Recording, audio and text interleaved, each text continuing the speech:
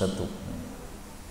Faqala al-muallif rahimahullahu ta'ala wa nafa'ana bihi wa bi'ulumihi fid dharain amin. I'mal 'amala mri'in, beramallah seperti amalannya seseorang, yadhunnu an la yamuta abadan, yang dia menyangka bahwasanya tidak akan mati selama-lamanya. Wahdhar hadhara mri'in, dan waspadalah seperti waspadanya seseorang, yakhsha ay yamuta ghada, yang dia khawatir bahwasanya dia mati besok hari. Hadis ini riwayat Baihaqi, derajatnya dhaif. Maksud hadis ini adalah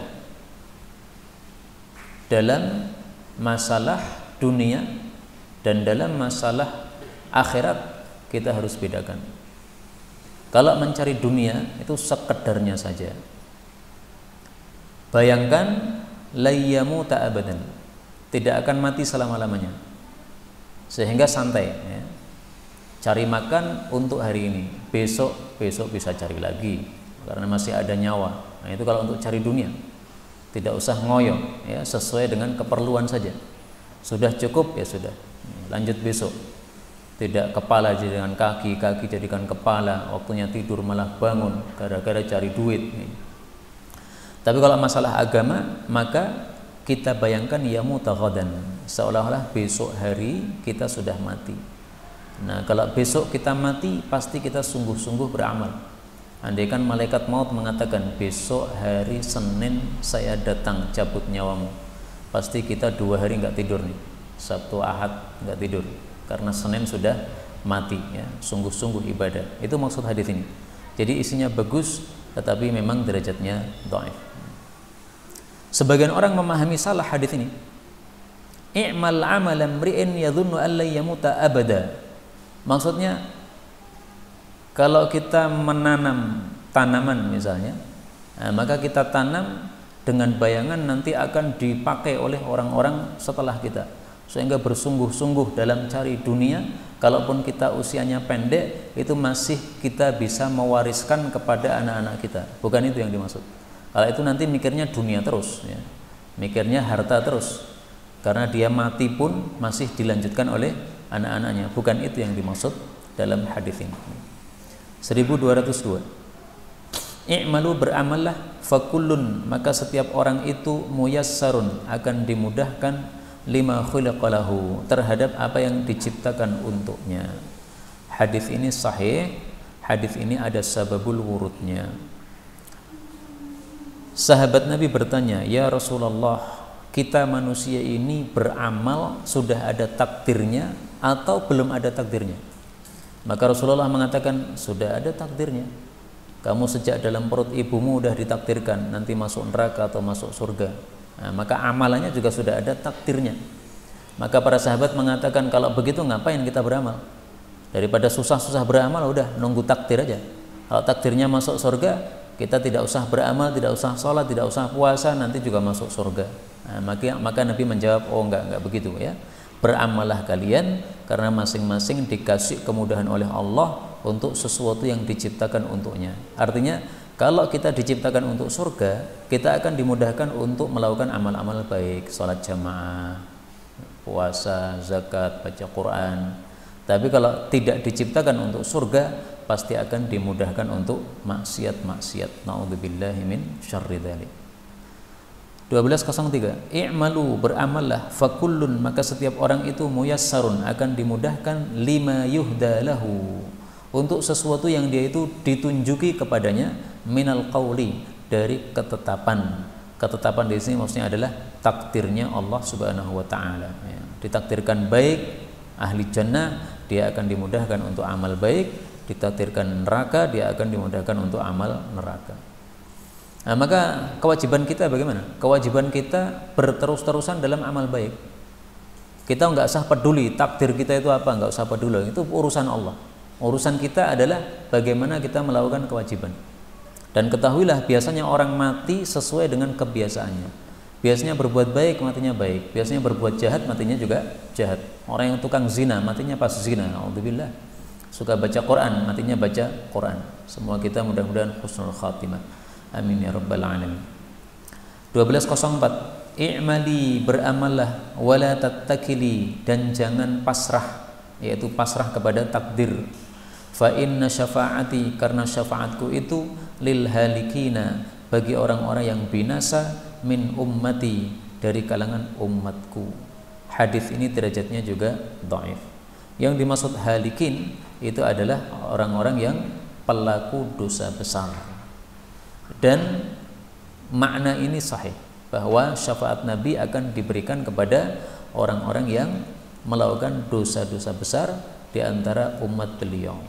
Sebagaimana sabda Nabi sallallahu alaihi wasallam dalam hadis yang sahih, syafaati li ahlil kabair min ummati. Syafaatku diberikan kepada orang-orang yang melakukan dosa besar di antara umatku. Selain dosa syirik ya. Kalau syirik sampai mati tidak akan diampuni oleh Allah Subhanahu wa taala.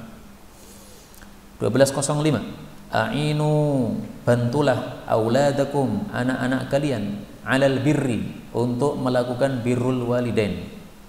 Mangsya'a, barang siapa yang mau, istakhrajal uquqa, dia menyebabkan durhaka, min waladihi, dari anaknya. Hadis ini dhaif. Maksud menolong anak untuk berbuat birrul walidain adalah dengan melakukan dua hal. Pertama, kita berbuat baik kepada anak kita. Karena kalau anak merasa bapak ini berbuat baik, ibu ini berbuat baik, dia tidak akan durhaka. Dia akan membalas kebaikan dengan kebaikan. Yang kedua, hendaklah kita adil di antara anak-anak kita. Punya anak 5 misalnya, seperti saya, harus adil terhadap 5 anak ini. Karena kalau tidak adil, nanti yang terjadi seperti yang terjadi dalam kasus Nabi Yusuf alaihissalam. Saudara-saudaranya berbuat makar kepada Nabi Yusuf karena melihat bapaknya tidak adil di dalam menampakkan kecintaannya kepada anak-anaknya. Nah, maka itulah yang menyebabkan mereka melakukan makar tersebut. Nah, maka yang dimaksud di sini, mangsya'a istakhrajal uquq min waladih. Kalau bapak itu tidak melakukan dua hal tadi, dia tidak berbuat baik kepada anaknya, dia tidak adil kepada anak-anaknya, anak-anaknya nanti akan durhaka. Bapaknya sakit, sudah tua renta, anak-anaknya mengatakan kepada anak kesayangan, kayak bapakmu loro kayak urusan apa, kami tidak mau ngurusi, kenapa? Dulu bapak enggak mencintai kami. Nah itu durhaka, sebabnya apa itu? Ya, sebabnya bapaknya sendiri. Jadi jangan salahkan anaknya, salahkan dirimu sendiri, itu maksudnya. 1206, aghbatun nasi, orang yang paling berhak diiri maksudnya ingin untuk seperti dia, ya, paling berhak untuk diiri bahwa kita ingin seperti dia. Indi, di hadapan saya, itu adalah mukminun, seorang beriman, khafiful hadhi, yang ringan hartanya. Jadi dia enggak kaya. Dzu hadzin, dia memiliki bagian, min salatin, dari salat. Maksudnya dia ahli salat, ya, ahli salat sunnah, salat nawafil, salat tahajud. Wa kana rizquhu kafafan, dan adalah rizkinya itu pas-pasan. Fasabaru alaih, maka dia sabar terhadap rizki pas-pasan itu, hatta yalqallah, sampai dia berjumpa dengan Allah Subhanahu wa taala. Wa ahsana ibadata rabbih, dan dia memperbagus ibadah kepada Rabbnya. Wa kana ghamidan, dan adalah dia itu tidak tenar, tidak terkenal, finnasi, di kalangan manusia. Ujjilat maniyatuhu, disegerakan kematiannya, jadi usianya enggak panjang. Wa qallat turathuhu, dan sedikit warisannya. Wa qallat bawakihi, dan sedikit juga orang-orang yang menangisinya. Hadis ini dhaif. Kafafan itu maksudnya rizki yang tidak kurang tidak lebih. Jadi pas-pasan. Bukan pas-pasan kalau pas perlu ada, pas perlu mobil ada duitnya, pas perlu nikah lagi ada duitnya, bukan itu ya. Kalau itu di atas pas-pasan itu ya. Pas-pasan di sini maksudnya tidak kurang tidak lebih. 1207, aghibu, jarang-jaranglah, fil iyadah, di dalam menjenguk orang sakit, wa arbi'u, dan datanglah pada hari keempat. Hadis ini dhaif. Maksud hadis ini adalah, kalau menjenguk orang sakit jangan setiap hari. Hari Ahad menjenguk, hari Senin jangan menjenguk, tunggu sampai hari keempat. Berarti Ahad menjenguk ya, Senin tidak, Selasa tidak, hari keempat yaitu Rabu menjenguk lagi. Berarti dijedai berapa hari? 2 hari. Ada juga yang menafsirkan, oh enggak, dijedai 3 hari.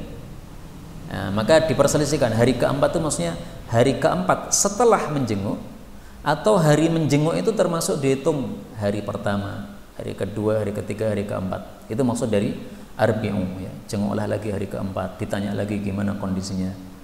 Nah, ini cocoknya untuk orang yang kena COVID ini kayaknya gitu. Nah, kena COVID dijenguk terus, karena kalau tidak dijenguk terus tiba-tiba mati gimana nih? Kan biasanya katanya nggak ada penunggunya toh, nggak ada yang menunggu, dibiarkan mati gimana? Ya kita harus jenguk. 1208, tapi hadisnya dhaif ya, tidak sahih dari Nabi sallallahu alaihi wasallam. 1208, ightasilu mandilah yaumal jum'ah, pada hari Jumat, walau meskipun ka'san, 1 gelas air, bidinarin, harganya 1 dinar, yaitu sekarang 4 juta. Hadis ini dhaif, bahkan kata Syekh Albani palsu. Maksud hadis ini adalah jangan tinggalkan mandi Jumat meskipun airnya dijual harga mahal 4 juta. Kalau hadis ini sahih, ini menunjukkan mandi Jumat hukumnya apa? Wajib. Tapi hadis ini dhaif, bahkan palsu, dan para ulama mengatakan mandi Jumat hukumnya sunnah. Yang mengatakan wajib hanya sekelompok kecil dari mazhab Malikiyah. Semua ulama mengatakan sunnah. 1209, ightasilu mandilah yaumal jum'ah, pada hari Jumat. Fa inna man ightasala yaumal jum'ah, karena sesungguhnya orang yang mandi pada hari Jumat, falahu kaffaratun, maka bagi dia menjadi penghapus dosa, ma bainal jum'ati ilal jum'ati, antara Jumat tersebut sampai Jumat depannya, wa ziyadatu thalathati ayyamin, dan ada tambahan 3 hari lagi diampuni dosanya oleh Allah. Hadis ini derajatnya dhaif, tetapi maknanya sahih sesuai hadis yang lain, bahwasanya orang yang mandi Jumat kemudian datang ke Jumatan, bukan hanya mandi saja ya, datang ke Jumatan, mendengar khutbah, tidak ngomong tapi mendengar dengan serius, maka dia mendapatkan fadilah diampuni dosa selama 10 hari ini. Kemudian dari kata-kata yaumal jum'ah, hari Jumat, menunjukkan bahwa mandi Jumat itu mulai sahnya adalah sejak terbit fajar. Karena yaum, hari, itu mulainya adalah terbit fajar sampai tenggelam matahari. Kalau sudah tenggelam matahari itu namanya lail, malam. Nah, maka mazhab Syafi'i mengatakan mandi Jumat itu mulai sahnya ba'da subuh, yaitu setelah terbit fajar maksudnya. Sudah masuk subuh kan? Nah, mandi Jumat sudah sah. Tetapi memang lebih afdolnya mandi Jumat itu mendekati berangkat. Berangkatnya jam berapa? Jam 11, mandinya setengah 11. Sehingga ketika datang itu masih fresh, baunya masih seger. Kalau kita mandi Jumatan ba'da subuh, habis itu kerja bakti kampung ngecor, habis itu Jumatan, ya ampuni karu-karuan nih. Nah, maka hendaklah fikihnya mazhab Syafi'i tadi disesuaikan dengan porsinya ya. Tentu saja tidak keringatan dan sebagainya tadi. 1210. Ightanim, gunakanlah khamsan, 5 perkara, qabla khamsin, sebelum 5 perkara yang lain. Hayataka, hidupmu, qabla mautika, sebelum matimu. Karena kalau sudah mati nggak bisa beramal. 2, sihataka, sehatmu, qabla saqamika, sebelum sakitmu. Kalau udah sakit nggak bisa beramal sungguh-sungguh. Wa faraghaka, dan longgarmu, qabla syughlika, sebelum sibukmu. Ini tafsiran yang terkenal, maksudnya sebelum engkau banyak urusan, maka gunakan sebaik-baiknya. Kalau sudah banyak urusan, sudah nggak bisa fokus lagi untuk ibadah, untuk thalabul ilmi ya. Jadi orang-orang yang belum menikah, itu hendaklah sungguh-sungguh dalam beribadah, dalam mencari ilmu. Karena kalau sudah menikah, ibadah sudah tidak bisa sungguh-sungguh seperti dulu sebelum menikah. Ini yang sudah menikah pasti merasakan semuanya. Saya sendiri masih ingat dulu ba'da isya biasanya murojaah hafalan. Sekarang ba'da isya nggak pernah murojaah hafalan. Murojaah istri adanya. Ya. Itu istrinya baru 1, Pak. Kalau istrinya 4 kayak piye nih, guys. Masya Allah. Ya. Tapi ada tafsir yang lain. Ya. Tafsir yang lain adalah faraghaka qabla syughlika. Longgarmu maksudnya ketika masih hidup. Syughlika, sibukmu maksudnya sudah masuk kuburan. Karena kalau sudah masuk kuburan itu sibuk berurusan dengan perkara-perkara yang ngeri dalam kuburan. Ini salah satu tafsiran. Saya tapi lebih suka tafsiran yang pertama. Yang keempat, wasyababaka, dan mudamu qabla haramika, sebelum tuamu. Karena kalau sudah tua tidak bisa sekuat ketika masih muda. Syabab itu usia antara balik sampai 40 tahun.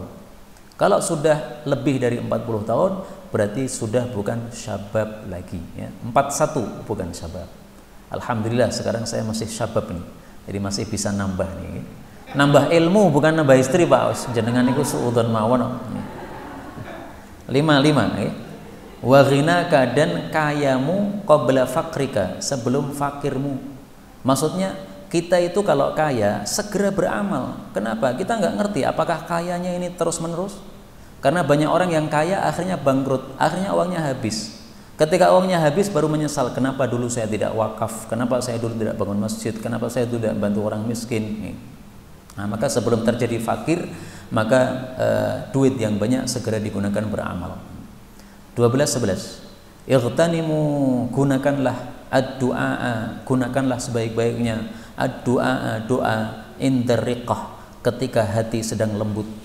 Fa innaha rahmah, karena hati yang lembut itu adalah rahmat dari Allah Subhanahu wa taala. Hadis ini didhaifkan oleh Al-Albani. Tapi isinya bagus ya. Kalau hati kita sedang lembut itu biasanya doanya jadi khusyuk. Nah, kalau doa khusyuk itu biasanya dikabulkan oleh Allah Subhanahu wa taala. Dalilnya hadis yang sahih. Rasul sallallahu alaihi wasallam bersabda, "Ud'ullaha wa antum muqinuna bil ijabah wa'lamu annallaha la yastajibu du'aan min qalbin ghafilin lahin." Allah tidak mengabulkan doanya orang yang hatinya lalai. Nah, kalau hatinya sedang lembut biasanya enggak lalai, biasanya khusyuk. Ini hadis Tirmidzi sahih. Jadi secara umum maknanya sahih ini. 12 Ightanimu, gunakanlah sebaik-baiknya da'watal mu'min, doanya orang beriman, al-mubtala, yang sedang mendapatkan musibah. Maksudnya kita disuruh minta doa dari orang yang sedang dapat musibah. Kenapa? Orang yang sedang dapat musibah biasanya doanya mustajab. Kenapa? Karena mungkasir qulubuhum, hatinya lagi susah. Orang yang hatinya lagi susah, dia dekat kepada Allah, menyebabkan apa? Doanya mustajab. Amma yujibul muttarra idza da'ah. Orang yang terdesak, terpaksa, itu doanya dikabulkan oleh Allah Subhanahu wa taala. Hadis ini dhaif ya. Hadis ini menurut para ulama mengandung isyarat perintah untuk sedekah kepada orang yang dapat musibah. Kenapa? Kalau kita sedekah kepada orang yang dapat musibah, dia akan mengucapkan apa? Jazakumullahu khairan. Nah, doa dia itu mustajab. Sehingga kita bantu supaya dia mendoakan kita jazakumullahu khairan, doanya dikabulkan oleh Allah Subhanahu wa taala. 12-13 Ughdu, jadilah aliman, seorang yang berilmu, maksudnya mengajarkan ilmu. Au muta'alliman, atau orang yang mempelajari ilmu. Au mustami'an, atau mendengarkan ilmu. Au muhibban, atau mencintai ilmu. Wala takunil khamisah, kamu jangan menjadi orang yang kelima, fatahlik, maka kamu akan binasa. Hadis ini didhaifkan oleh Al-Albani, bahkan dia katakan palsu ya. Yang benar ini adalah perkataan sahabat Nabi Ibnu Mas'ud atau yang lainnya. Nah, itu menasihati seperti ini. Kamu jadilah salah satu dari 4. Kalau bisa mengajarkan ilmu, kalau tidak bisa mempelajari ilmu, kalau tidak bisa mendengarkan ilmu. Apa bedanya mendengarkan dengan mempelajari? Mempelajari itu membawa kitab, bawa pena, nulis, itu mempelajari. Kalau tidak bawa kitab, nggak bawa pena, nulisnya pakai pikiran, nah, itu berarti apa? Mustami, pendengar, bondo kuping. Oh, kupingku kuat, kayak Imam Bukhari. Imam Bukhari itu kalau hadir pengajian nggak pernah bawa pena, Pak, tapi kupingnya kuat, sehingga apapun yang disampaikan oleh gurunya itu masuk dalam telinganya. Ditegur oleh teman-temannya, kamu itu ngaji nggak pernah nyatet, ngabu ngajinya nggak sah. Maka Imam Bukhari mengatakan, loh, telinga saya nggak seperti telinga kamu. Coba dari hari pertama sampai hari ini, sekitar 15 hari atau berapa hari, itu berapa hadis yang sudah dibacakan guru? Ternyata Imam Bukhari hafal. Hadis hari pertama guru membacakan hadis ini 100 hadis dibaca semua. Hari kedua yang dibacakan ada hadis-hadis ini. Semuanya pada kaget. Nah, kalau kuping kita bisa seperti Imam Bukhari, nggak perlu bawa pena. Tapi kalau kuping kita tidak bisa seperti Imam Bukhari, paling bagus kita bawa pena, nyatet. Tapi nggak apa-apa, tidak wajib ya, mustami, nggak ada masalah. Paling minim adalah muhibban, mencintai. Kalau ada pengajian senang, meskipun dia nggak ikut. Iya Pak melu para, wah biasanya aku ngantuk, jadi aku senang, tapi serasa melu ya aku ngantuk. Nah itu masih mending itu. Nah yang tidak ikut silahkan kirim roti atau kirim kopi atau apalah ya untuk bukti senangnya dia. Jangan menjadi yang kelima. Kelima itu maksudnya benci terhadap pengajian, benci terhadap ulama, benci terhadap orang yang pelajari ilmu.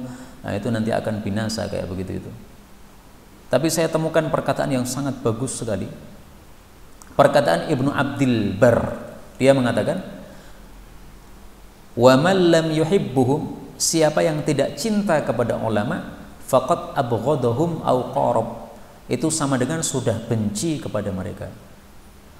Jadi benci itu tidak harus muncul atau tampak ya. Enggak cinta itu sudah benci menurut beliau.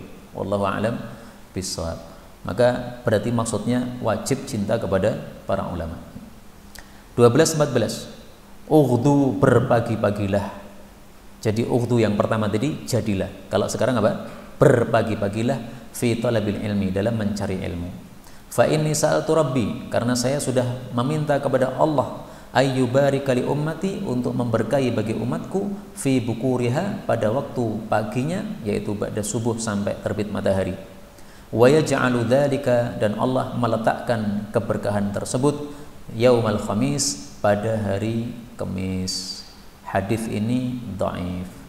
Maksud hadis ini adalah waktu ba'da subuh sampai terbit matahari, waktu yang berkah. Apalagi hari Kamis, berkahnya lebih besar. Jadi bukan berarti hanya khusus hari Kamis, enggak, tapi di hari Kamis berkahnya lebih besar. Mungkin antum mengatakan kan hadisnya dhaif. Saya jawab, hadis ini dikuatkan oleh beberapa hadis. Contohnya, Nabi kalau safar biasanya milih hari apa? Hari Kamis. Ini para ulama katakan menunjukkan adanya khususiyah hari Kamis, sehingga Nabi pilih hari Kamis. Ini tiada lain karena khususiyah yang ada pada hari Kamis tersebut, sehingga menguatkan makna hadis ini bahwa keberkahan hari Kamis lebih banyak. Ibnu Mas'ud punya pengajiannya dipaskan hari apa? Hari Kamis. Setiap hari Kamis dia mengajar. Banyak para ulama yang memulai menulis kitab dimulai pas hari Kamis. Kenapa? Mengharap barokah hari Kamis tersebut. Meskipun kalau menurut saya nulis itu ya kapan saja terbersit segera ditulis. Karena kalau tidak segera ditulis, menunggu hari Kamis, nanti hari Kamis sudah hilang. Pemikiran kita sudah hilang. Imam Syafi'i itu seringkali tidur-tidur tiba-tiba bangun, menghidupkan lampu, kemudian nulis. Setelah itu tidur lagi, menghidupkan lampu lagi, nulis lagi. Nah, ketika ditanya, kenapa wahai Imam Syafi'i? Karena terbersit pada saya suatu ilmu yang harus saya catat. Kalau tidak saya catat, besok nunggu bangun sudah lupa lagi. Syekh Ali As-Sabuni juga begitu. Seringkali malam-malam tiba-tiba bangun, meninggalkan tempat tidur, masuk perpustakaan, nulis. Masuk perpustakaan lagi, nulis lagi. Itu sering dilakukan. Anaknya bertanya, kenapa Pak kayak gitu? Nah, beliau menjawab sama. Ini kalau tidak saya tulis, besok sudah lupa. Ini mumpung masih ingat ditulis. Itu Syekh Ali As-Sabuni rahimahullah, sudah wafat, dan beliau penulis kitab Sofwatut Tafasir yang sangat terkenal itu. Kita lanjutkan 12-15. Ughdu, berpagi-pagilah fi talabil ilm, dalam mencari ilmu. Fa innal ghuduwa, karena sesungguhnya berpagi-pagi itu barakatun, berkah, wa najahun, dan sukses. Hadis ini derajatnya palsu. 12-16. Ughzu, perangilah Qazwin. Ini nama satu tempat ya. Fa innahu, karena sesungguhnya dia itu min a'la, dari paling tingginya abwabil jannah, pintu-pintu jannah. Hadis ini dhaif. Dan Qazwin ini betul-betul sudah diperangi oleh para sahabat Nabi SAW, ditaklukkan oleh mereka di zaman sahabat Nabi SAW. Pada khilafahnya siapa saya nggak ngerti ya. Dicari aja sejarahnya, saya nggak begitu paham sejarah. 12-17. Ighsilu, cucilah aydiyakum, tangan-tangan kalian, thumma shrabu fiha, kemudian minumlah pada tangan-tangan tersebut. Falaysa min ina'in, tidak ada wadah atyab, yang lebih bersih, minal yadi, daripada tangan. Hadis ini dhaif. Maksud hadis ini adalah bahwasanya kalau kita minum, maka paling bagusnya kita menggunakan tangan kita sebagai gelasnya. Caranya gimana? Tangan dicuci. Setelah bersih, kemudian kita wadahi air minum dengan tangan kita. Nah, setelah itu kita minum. Tapi sayangnya hadisnya apa? Dhaif. Andai kan hadis ini sahih, maka air minum yang ada di masjid ini, air galon itu, jangan dikasih gelas, supaya ini sunnah dilakukan. Tapi karena hadisnya dhaif, maka silahkan disiapkan gelas di situ. Ada hadis melarang untuk minum dengan ngokop, itu hadisnya sahih. Jangan ngokop, ya. Tetapi larangannya larangan makruh saja. Ngokop itu maksudnya zaman dulu orang Arab itu kalau mau minum datang ke tempat misalnya telaga begitu. Nah, ketika sudah datang ke telaga itu langsung mendekatkan mulutnya pada air itu. Nah, ngokop begitu. Maka oleh Nabi diajari, enggak begitu cara minumnya, ya. Ciduk dengan tanganmu baru kemudian diminum. Tapi larangannya tidak sampai kepada haram, ya. 12:18. Ighsilu, cucilah thiyabakum, baju-baju kalian, wa khudhu, dan ambillah, min syu'urikum, dari bulu-bulu kalian, wastaku, dan bersiwaklah, wa tazayyanu, dan berhiaslah, wa tanadzafu, dan bersihlah, fa inna bani Israil, karena bani Israil itu, lam yakunu yaf'aluna dzalik, mereka tidak melakukan hal tersebut, fazanat nisa'uhum, maka berzinalah istri-istri mereka. Hadis ini dhaif. Hadis ini mengajari para suami supaya bersih, menarik, tampan, sehingga istrinya tidak menjauh. Karena kalau suaminya mau mencium istri, baunya pete, istrinya masya Allah ngempet, ya Allah, abune jan tenan. Tapi karena istri itu biasanya sabar nih, meneng tok. Tapi saya bilang kepada para istri yang menghadiri pengajian ini, kalau suami baunya nggak enak, tolong diberitahu. Sikatan dulu mas, dicium itu jane penak, tapi ambune ini serang betai ini. Nah, diberitahu begitu supaya suaminya juga terbiasa bersih. Ibnu Abbas mengatakan satu perkataan yang saya sangat senang sekali.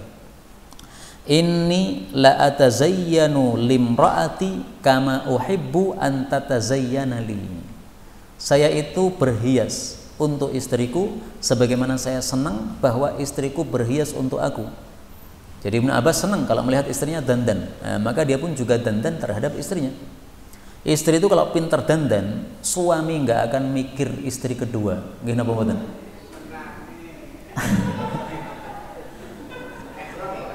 Beliau mengatakan tenane. Jadi menurut beliau itu tidak seperti itu. Nah, ini berarti mazhabnya beda, ya. Beliau mazhabnya 1000 watt, nih. Satu nggak cukup. Kita lanjutkan 12:19. Ighfir, maafkanlah, fa in aqabta, kalau kamu menghukum atau menghukum, ya. Fa aqib, maka hukumlah biqadri dzambi, dengan sesuai kadar dosa. Wattaqil wajha, hindarilah wajah, maksudnya jangan ditampar. Hadis ini derajatnya dhaif, tetapi maknanya sahih. Tidak boleh menampar wajah istri.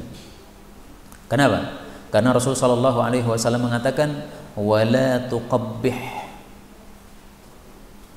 jangan kamu menjelekkan wajah istrimu, wala tadrib, juga kamu jangan pukul. Nah, pukul di sini umum, ya, baik itu wajah maupun yang lain. Nah, hadis yang lain melarang kita memukul wajah. Hadis ini ada sababul wurudnya. Seorang sahabat Nabi bertanya, ya Rasulullah, istri saya tidak taat sama saya. Apa yang harus saya lakukan ini? Maka beliau jawab, kamu maafkan 3 kali. Kalau sudah 3 kali, maka boleh untuk dihukum. Tapi menghukumnya sesuai kadar dosanya. Tapi memang hadits ini derajatnya apa? Dhaif. 12:20. Aghnan nasi, orang yang paling kaya adalah hamalatul Quran, para pemikul Al-Quran. Apa makna dari pemikul Quran? Hadis ini dhaif ya. Pemikul Quran menurut Imam Munawi adalah hafadzatuhu al-amiluna bihi. Dua, orang yang hafal dan mengamalkan. Maka kalau tidak hafal tidak disebut apa? Hamalatul Quran, meskipun setiap hari membaca. Karena hamalah itu artinya memikul. Memikul itu artinya ada dalam dirinya hafalan Quran itu, sehingga seolah-olah dia bawa setiap hari Quran itu dalam dirinya. Tapi harus mengamalkan. Kalau ada orang hafal Quran tetapi tidak mengamalkan, itu bukan hamalah, bukan pemikul Quran. Dia hanya hafal saja. Karena bisa saja setan itu hafal Quran, bisa. Pernah kan di ruqyah setannya malah ngomong, "Ini Baqarah aku ya hafal." Ini setan tingkat tinggi nih, Pak. Di ruqyah malah nantang, "Ini Baqarah ra aku hafal." Ngeruqyahmu kurang top nih. Nah, maka yang dimaksud hamalah itu hafal dan mengamalkan. Apa yang dimaksud aghnan nas, orang yang paling kaya, ada dua penafsiran. Penafsiran pertama, kaya maksudnya kaya hati. Orang kalau hafal Quran dan mengamalkan isi Quran, dia pasti akan kaya hati, tidak akan melirik kekayaan orang lain, tidak akan pinginan. Makna yang kedua, dia akan kaya. Kenapa? Kalau orang itu hafal Quran dan dia mengamalkan, dia akan diberi jabatan. Dengan jabatan itu dia jadi kaya. Misalnya diangkat jadi qadhi, seorang hakim, atau diangkat jadi seorang kiai terbesar di suatu madrasah. Nah, biasanya kiai terbesar tingkat tinggi atau direkturnya gajinya paling besar biasanya. Itu kemungkinan dua makna ini sama-sama disebutkan oleh para ulama. Dan memang terbukti ya, ada orang-orang yang kaya dengan sebab dia hafal Quran. Saya pernah mengikuti lomba hafalan hadis Nabi SAW. Yang dapat juara satu itu hadiahnya 50 juta. Kemudian juara dua hadiahnya 30 juta atau sekian-sekian lah, pokoknya banyak yang saya lupa. Alhamdulillah waktu saya itu ikut lomba tersebut, saya tidak dapat juara sama sekali. Alhamdulillah. Karena kalau saya juara satu, saya khawatir itu nanti jadi apa? Moto duitan itu. Jadi alhamdulillah saya pas itu nggak menang itu. Dan memang saya maju untuk ikut lomba itu sama sekali saya nggak hafal. Tetapi saya paham hadis-hadis yang dihafalkan tersebut. Dan saya disuruh maju oleh suatu pesantren. Ustadz, antum maju mewakili pesantren kita. Saya bilang, loh saya itu nggak hafal loh Pak. Nggak apa-apa. Yang penting dari pesantren kita itu ada yang maju. Itu sudah satu apa kebesaran untuk kita. Ya sudah. Akhirnya saya maju aja mewakili pesantren yang apa tidak punya santri tersebut. Akhirnya saya maju dengan nama santri tersebut. Alhamdulillah nggak dapat juara, mengrapal. 12:21. Aghnan nasi, orang yang paling kaya adalah hamalatul Quran, pemikul Quran. Man ja'alahu Allah Ta'ala, yaitu orang yang Allah jadikan Quran itu fi jawfihi, di dalam tengahnya, maksudnya di dalam hatinya. Nah, maka makna dari hamalah itu orang yang hafal. Karena apa? Quran berada dalam jaufnya, dalam hatinya, berarti orang yang hafal. Hadis ini juga derajatnya dhaif. Ada hadis yang terkenal tetapi juga dhaif. Innal ladzi laisa fi jawfihi syai'un minal Qur'an, orang yang di dalam hatinya tidak ada sesuatu pun hafalan Quran, kal baitil kharib, itu seperti rumah yang roboh. Hadis riwayat Tirmidzi, kata Syekh Albani derajatnya apa? Dhaif. Ini sangat terkenal hadis ini. Tapi coba kita cari ya, ada nggak ulama yang mensahihkan hadis ini? Nah, ternyata kata Imam Hakim sahih, tetapi dikomentari oleh Imam Tirmidzi.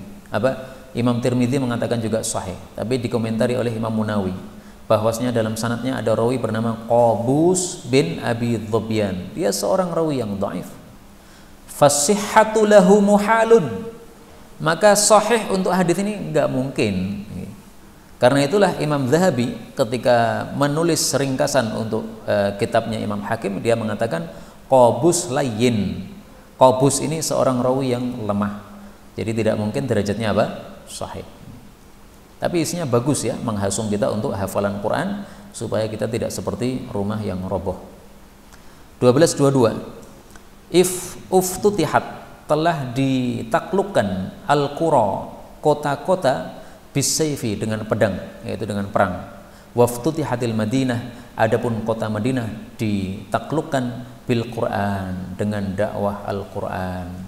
Hadis ini dhaif, tetapi sesuai fakta Madinah itu Islam masuk ke dalamnya tanpa perang sama sekali, cukup dibacakan Quran.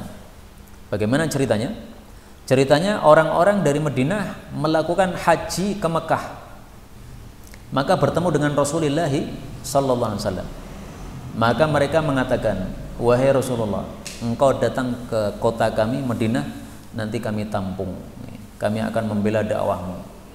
Nah, orang-orang ini kemudian pulang ke Madinah, tidak diam, mereka mendakwahkan Islam yang sudah mereka terima dari Rasul sallallahu alaihi wasallam. Ternyata orang-orang Madinah kebanyakan menerima dakwah Islam tersebut, padahal mata mereka belum melihat Rasulullah sallallahu alaihi wasallam. Ini satu fadilah besar bagi orang-orang Ansor. Imannya kuat sehingga mata mereka belum melihat Nabi, mereka sudah iman kepada Nabi sallallahu alaihi wasallam. Nah, begitu Nabi datang ke Madinah, sudah banyak yang masuk Islam karena dakwahnya orang-orang yang pertama tadi. Maka ini dianggap oleh para ulama satu manakib yang besar untuk kota Madinah, penduduk Madinah. Demikian juga manakib seperti ini dimiliki oleh orang-orang Yaman. Orang-orang Yaman ketika dikirimi oleh Nabi Da'i, Mu'adz bin Jabal, kemudian Ali bin Abi Thalib, kemudian Abu Musa al-Asy'ari, semua raja di Yaman, karena Yaman itu luas, kemudian terkotak-kotak, ada beberapa raja, semua raja di Yaman masuk Islam semua, nggak ada yang menolak. Ini adalah fadilah orang-orang Yaman. Maka fadilah ini mirip dengan fadilahnya orang-orang Madinah. 1223. Iftaraqatil Yahud, telah terpecah belah Yahudi ala ihda wa sab'ina firqah, 71 kelompok. Wa tafarraqatin Nasara, terpecah orang-orang Nasrani ala thnataini wa sab'ina firqah, 72 kelompok. Wa tafarraqat ummati ala 73 firqah, umatku terpecah menjadi 73 kelompok. Hadis yang lain menyebutkan kulluha finnar, semua 73 ini masuk neraka, illa wahidah, kecuali satu yang tidak masuk neraka. Nah, kita ahlu sunnah wal jamaah meyakini satu yang tidak masuk neraka itu adalah kelompok ahlu sunnah wal jamaah. Adapun 72 yang lain yang tidak masuk jannah itu adalah kelompok-kelompok bid'ah yang sesat. Rafidah, Syiah, Mu'tazilah, Khawarij, Murji'ah, Qadariyah, Jabriyah, Jahmiyah. Ini 6 kelompok sesat yang merupakan pokok-pokok dari firqah-firqah sesat ini. Kemudian dari 6 pokok ini akan bercabang kelompok-kelompok lain lagi, totalnya 72 kelompok. Saya ulangi lagi ya.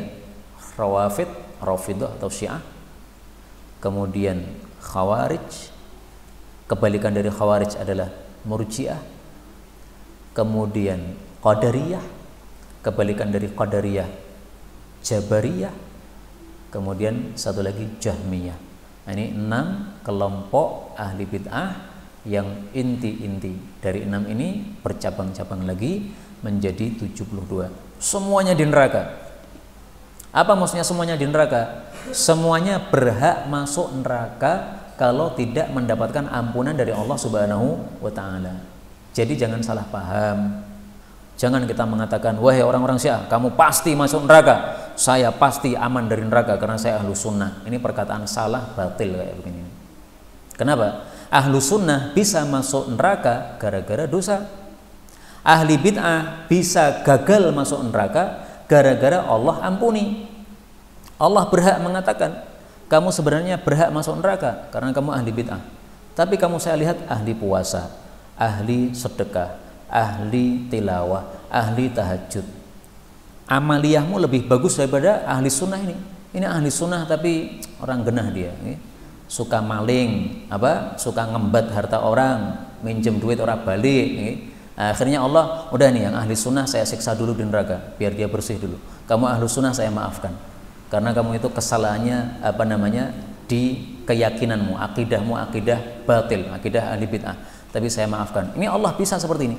Ini penjelasan bukan dari saya ya, penjelasan para ulama Ibnu Taimiyah dan yang lain-lainnya itu menafsirkan kata-kata semua di neraka itu maksudnya kayak gitu tadi. Semuanya berhak masuk neraka karena apa? Bid'ahnya kalau tidak diampuni oleh Allah Subhanahu wa taala. Kalau diampuni mereka masih Islam.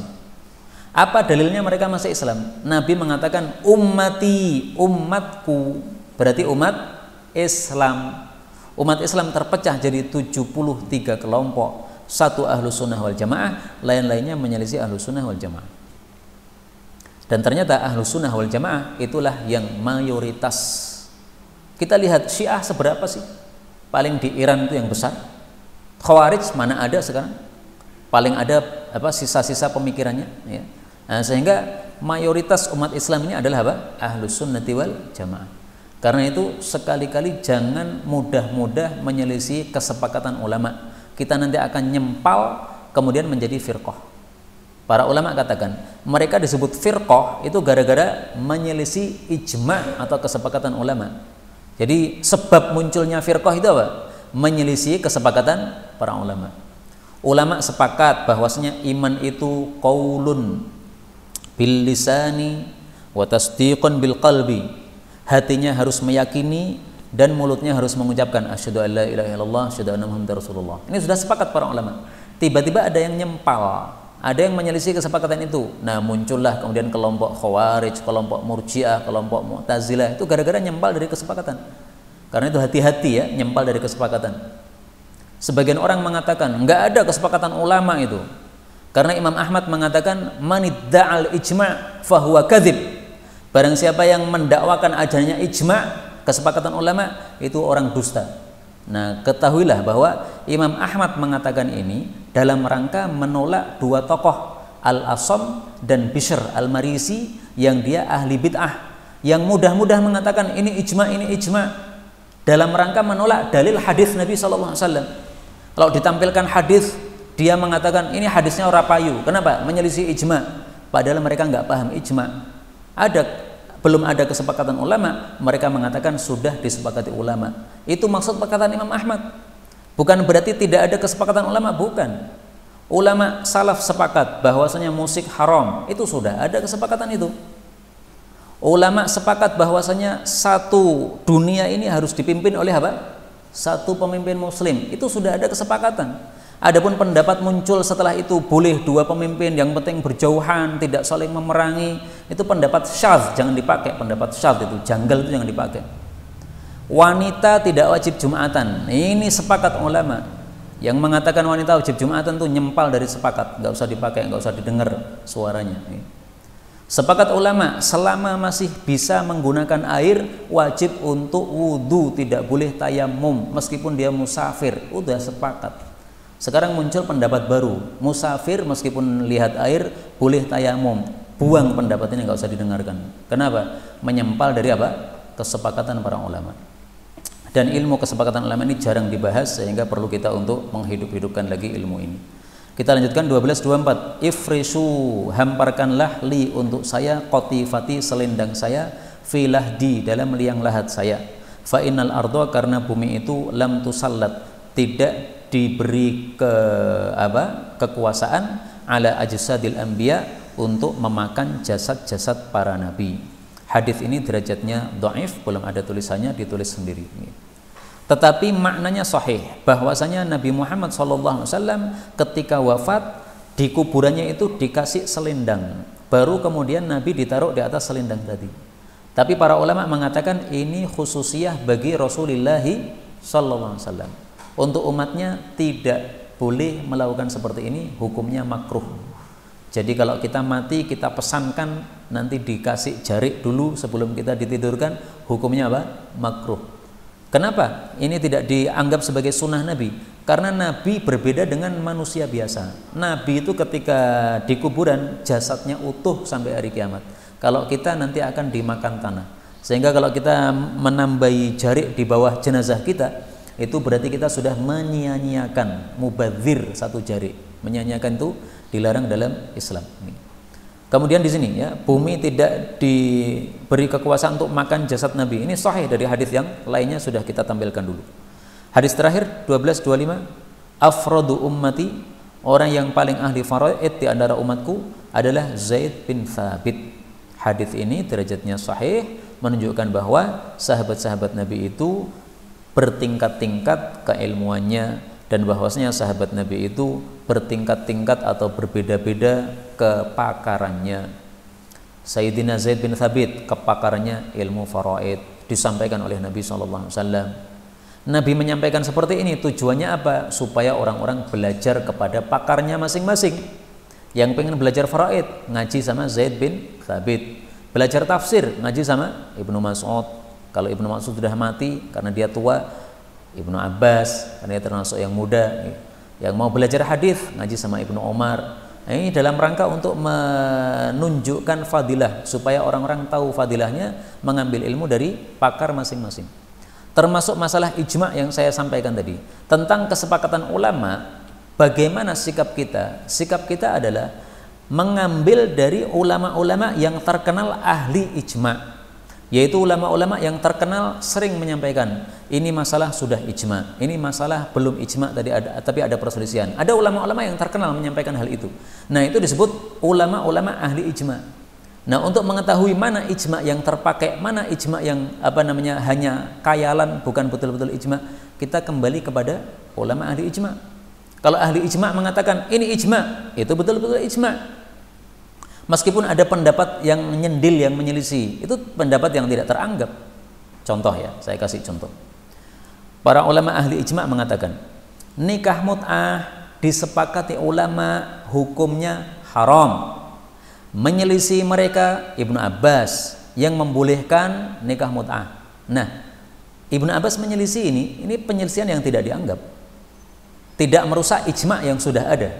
Kenapa? Penyelisihan satu orang yang tidak kuat dalilnya itu wujuduhu ka'adami, itu adanya seperti tidak ada, seolah-olah pendapat itu enggak ada. Contoh lain, para ulama ahli ijma mengatakan mengumpuli istri dimasukkan pada duburnya adalah haram sesuai ijma para ulama. Menyelisih mereka Ibnu Umar membolehkan hal tersebut kalau sahih riwayatnya. Nah, ini perkataan Ibnu Umar yang membolehkan jima pada dubur ini sama sekali tidak dianggap oleh para ulama, enggak ditoleh. Kenapa? Laisa kullu ma jaa laisa kullu khilafin jaa mu'tabaran illa khilafun lahu hadzun minan nadhar. Tidak semua perselisihan itu bisa dianggap. Ada sebagian khilaf yang tidak dianggap. Kalau dia itu tidak punya dalil yang kuat, tidak dianggap sama sekali. Seolah-olah enggak ada pendapat itu. Meskipun yang ngomong siapapun, mau Ibnu Abbas, mau Ibnu Umar, mau siapa lagi, pokoknya kalau menyelisih ijma para ulama sudah dikatakan oleh ijma sudah dikatakan sebagai ijma oleh para ahli ijma, maka kita mengatakan itu sudah ijma, sudah sepakat, tidak boleh diotak-atik. Yang namanya ijma itu dalil ya. Dalil kita 3, Quran tidak mungkin salah, hadis Nabi tidak mungkin salah, ijma kesepakatan ulama tidak mungkin salah. Wallahu a'lam bishawab. Walhamdulillahi rabbil alamin.